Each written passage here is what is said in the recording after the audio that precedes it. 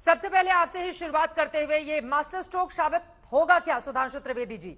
क्योंकि बेरोजगारी पर अग्निबाण चलाने की आपकी ये जो कोशिश है, उसको सिर्फ लॉलीपॉप बताया जा रहा है विपक्षी दलों की ओर से। क्या होगा इस पर जवाब आपका? देखिए चित्रा जी, हमारी सरकार आने के बाद जिस क्षेत्र में सबसे आमूलचूल परिवर्तन हुआ है वो है डिफेंस का क्षेत्र। मोदी जी की सरकार आने के बाद याद करिए, सबसे पहले ओआरओपी का इशू सॉल्व हुआ था। उसके बाद डिफेंस प्रोडक्शन हमारी सरकार के समय में शुरू हुआ। अन्यथा हमारे वैज्ञानिक इंजीनियर इतने सक्षम थे कि कभी कभी अजीब भी लगता था कि हम इंटरमीडिएट रेंज बैलेंसिंग मिसाइल बना सकते थे, पर हमारे असॉल्ट राइफल्स का प्रोडक्शन नहीं हो सकता था। वो हमने किया। अब मिसाइल्स भी बन रहे हैं। ऑर्डिनेंस फैक्ट्रीज का कारपोरेटाइजेशन हुआ, वो एक व्यवस्थित संगठन के रूप में आए, यह एक बड़ा हुआ। अगर आपने देखा न्यूक्लियर सबमरीन का भी इशू आया। उसी प्रकार सीडीएस बना, यानी हमने एक कंबाइंड डिफेंस सर्विसेज बनाई, एक सेंट्रलाइज और थिएटर कमांड्स बनाए जा रहे हैं। जो रक्षा विशेषज्ञ बैठे उन्हें पता होगा, ये सारे परिवर्तन दुनिया में जो विकसित देश हैं और जो उनकी विकसित डिफेंस फोर्सेज हैं, नई टेक्नोलॉजी के साथ लड़ने के लिए आवश्यक थे। उसी प्रक्रिया में आज भारत दुनिया का सबसे युवा देश है। अब ये बताइए, 70% लोग 35% से कम आयु के हैं, पर भारतीय सेना की औसत आयु 32 वर्ष है।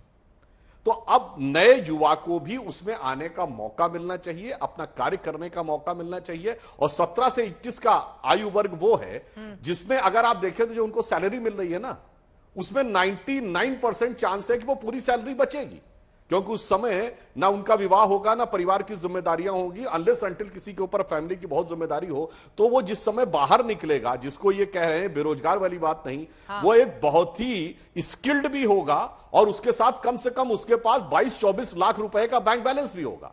जो कि हम लोग बड़ी अच्छी हायर एजुकेशन करके आए थे तो हमारे पास 2 लाख रुपए का बैंक बैलेंस नहीं था जिस समय पास आउट होकर निकले। तो वो चाहे तो बहुत कुछ कर सकता है। और सबसे बड़ी बात है कि जो एक यूथफुल एटीट्यूड होना चाहिए और नई टेक्नोलॉजी के साथ एडॉप्टेबिलिटी होनी चाहिए। और युवावस्था में रिटायरमेंट का प्लान, क्या रोजगार देने की स्थिति में नहीं है सरकार? इस वजह से ये फैसला लिया गया है जिसको आप लोग अपना बड़ा कदम, क्रांतिकारी कदम बता रहे हैं। देखिए, बड़ी मजेदार बात है, 10th पास है क्वालिफिकेशन आने की। इससे पहले भी अगर आप देखें तो 10th पास के बाद आने वाला कोई भी लड़का या लड़की 18, 19, 20 साल से ऊपर का नहीं होता था। अब अगर आप देखें तो यहां तो उनको अच्छा रोजगार मिल रहा है 17, 18 में, 21 से 22, 23 की उम्र के बीच में। अब अपने आप उसको बेरोजगार बना दिया। अरे भाई, अगर सरकारी सेवा भी करनी है तो 28 तक है, यानी उसके बाद भी उसके पास मैक्सिमम 7 या मिनिमम 4 वर्ष का समय है, वो जाके सरकारी नौकरी कर सकता है। प्राइवेट पे कुछ करना चाहे तो उसके पास तकरीबन 20 लाख रुपए की कैपिटल है। ठीक है। और अगर वो किसी प्राइवेट की दूसरे पैरामिलिट्री फोर्स में जाना चाहे तो उसके पास ऐसी स्किल है जिसमें उसको एक्स्ट्रा वेटेज मिलेगा। ठीक है। यदि सेंट्रल पैरामिलिट्री फोर्सेज या स्टेट की पुलिस में जाना चाहे, या आजकल जिस तरह इंडस्ट्रियल डेवलपमेंट हो रहा तो उसमें सिक्योरिटी पर्सन की जरूरत होती है, उसमें उसको वेटेज मिलेगा। तो हर ढंग से उसके लिए एक बेहतर अवसर की उपलब्धता है। रागिनी नायक जी, सीधे आपसे सवाल करते हुए, चूंकि बेरोजगारी के मुद्दे पर कांग्रेस पार्टी ने हमेशा सवाल पूछा है, ये जो बड़ा ऐलान 10 लाख की नौकरियों का अगले 1.5 सालों के लिए और युवाओं के लिए सेना में भर्ती का, ये जो क्रांतिकारी कदम है, उसको कैसे देख रही है कांग्रेस पार्टी? कदम तो है लेकिन क्रांतिकारी नहीं है चित्रा जी। अभी सुधांशु जी ने बहुत गाल बजाए रक्षा के क्षेत्र में कुछ अपनी तथाकथित उपलब्धियां गिनाते हुए। ये नहीं बताया कि रक्षा का बजट जो 17.5% होता था, उसे कम करते करते करते 14% पर मोदी सरकार ले आई है।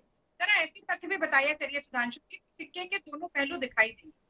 और अब मुझे लगता है कि हर वो व्यक्ति जो भारत की जल सेना, वायु सेना, थल सेना में शामिल होकर उसका हिस्सा बनकर माँ भारती की सेवा करना चाहता है ना चित्रा जी, वो इस भाव के साथ आता है कि तन समर्पित, मन समर्पित और ये जीवन समर्पित, सोचता हूँ देश की धरती मुझे कुछ और भी। ये भाव इस जनतंत्र की जनता को तो समझ आता है, पर प्रधानमंत्री जी को नहीं आता। वो प्रधानमंत्री जी जो चीन की घुसपैठ के बाद अपने ही शहीद सैनिकों का मजाक उड़ाकर ये कह देते हैं कि ना कोई अंदर घुसा न देश में आया, उनको भाव समझ में नहीं आएगा। इसीलिए न सिर्फ हमारी सेना का बल्कि सेना की प्रशिक्षण शैली का भी सरलीकरण ये अग्निपथ स्कीम ने करके दिखाया। आपने अभी आप जो अपनी वाइट चैनल दिखा रही थी, उनमें भी एक आर्मी के अफसर ये बात कह रहे थे कि 7-8 साल में तो बेसिक ट्रेनिंग होती है। आप कह रहे हैं कि आप हर तरीके की एक्सपर्टीज 4 साल में देते। मैं ये भी जानना चाहती हूँ कि 4 साल के बाद उन 46,000 नौजवानों में से 75-80% जिन्हें आप डंप करेंगे उनका क्या होगा? क्या वो वही मोदी जी ने जैसा कहा था कि नाली की गैस से पकौड़े तलेंगे, क्या ये करने के लिए आप छोड़ देंगे? या मुद्रा लोन देकर 25,000 रुपया थमा देंगे और कहेंगे और अपना जीवन पूरा कर लीजिए? हाँ। एक मिनट, इसका एक बात और मैं कहूँ, जो आप अभी पैकेज दिखा रही थी ना, सैलरी पैकेज चित्रा जी, उसकी भी जरा क्लैरिफिकेशन जरूरी है। एक कस्टमाइज पैकेज सैलरी का है जिसका 70% हाथ में मिलेगा, 30% उसी में से काट कर जमा किया जाएगा।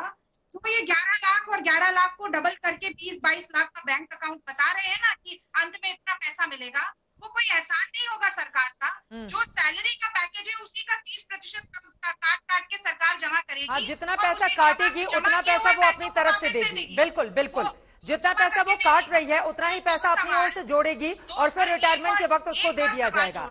11 लाख रुपए के आसपास ये पैसा होगा। जी चित्रा जी 30% काट के देंगे। एक सवाल होगा कि रिटायर जब आप कर देंगे, जब आप डंप कर देंगे इतने नौजवानों को, और शायद नवयुवतियां भी उसमें होंगी, उसके बाद उनका री रिक्रूटमेंट प्लान है?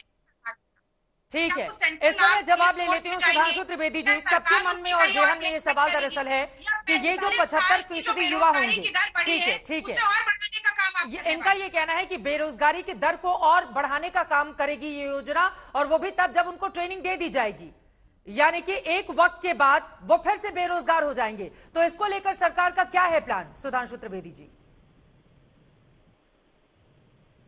देखिए, वैसे तो मैं इस विषय पे गंभीर बहस करना चाहता था, पर थोड़ा उपयुक्त नहीं लगा कि रागिनी जी ने गाल बजाने जैसे शब्द का प्रयोग किया। और मैं यह भी कहना चाहता हूं, आपने जो कविता बोली, ध्यान रखिएगा रागिनी जी, ये संघ का गीत है। आगे की लाइन थी, स्वप्न अर्पित प्रश्न अर्पित, आयु का क्षण क्षण समर्पित, चाहता हूं देश की धरती तुझे कुछ और भी दूं। और दूसरा जो आपने जज्बे की बात कही, आर्म फोर्सेस के जज्बे की बात पे कांग्रेस बात करती है। 26/11 के हमले के बाद हमारी सेना तैयार थी, और तो और बैरक ओबामा ने अपनी किताब द प्रॉमिस लैंड में लिखा है कि मनमोहन सिंह जी से टॉक के आधार पर 2010 में उन्होंने बोला कि उन्होंने इसलिए पाकिस्तान के खिलाफ कठोर कार्रवाई नहीं की कि राजनीतिक दृष्टि से भाजपा को फायदा न मिल जाए। अगर कांग्रेस की हैसियत है तो बैरक ओबामा पे जाके मुकदमा दायर कर दे कि आपने हमारे प्रधानमंत्री को कोट करते हुए कैसे किया है। वैसे ध्यान रखना चाहिए, वो लोग टेप करके भी रखते हैं। खैर, ये तो जज्बे की बात। अब मैं आता हूं फैक्ट के ऊपर बात करने के लिए। देखिए, यहां पर जो स्थिति है, जिस प्रकार से 4 साल की ट्रेनिंग दी जा रही है, इसमें ऐसा नहीं कि वो 4 साल के बाद यथावत रहेगा। 10th पास मिनिमम क्वालिफिकेशन है। जब वो 4 साल के बाद पास आउट होकर निकलेगा तो उसको 12th पास का सर्टिफिकेट भी मिलेगा। और किसी भी सरकारी सेवा में जाने के लिए अदर देन जो क्लास 2 एंड अबव ऑफिसर्स होती है, जिसमें ग्रेजुएशन की जरूरत है, बाकी सब में बेसिक क्वालिफिकेशन 12th है।